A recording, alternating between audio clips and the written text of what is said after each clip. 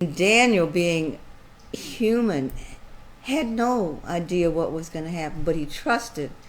He trusted in the Lord that he would be with him here or in his presence.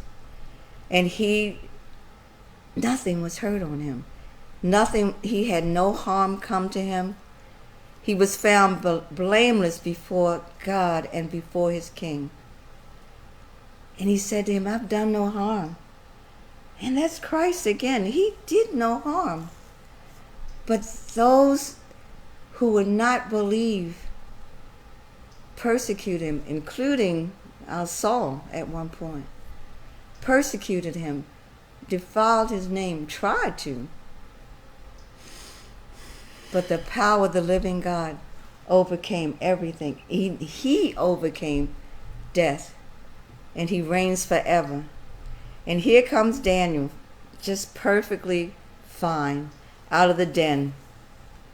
And no harm was found in him because he had trusted in his God. And the king commanded that those men who had maliciously accused Daniel were brought and cast into the den of lions, they, their children, and their wives. And before they reached the bottom of the den, the lions overpowered them and broke all their bones in pieces. I know some people use the Bible as a picture of violence. It's like, look what God did. He killed all those people. But, he has authority. He knows whose hearts will be changed. And he knows who has been corrupted to the point of no return.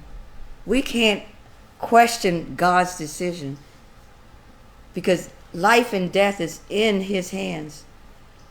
Psalm 7:15-16 says, he makes a pit, digging it out, and falls into the hole that he has made. This is a condemnation against those who would stand against the Lord. His mission returns upon his own head, and on his own skull his violence descends. These men, out of their own greed and their malicious desire to be great, all that came back on him. So the king did to them what they had tried to do to Daniel.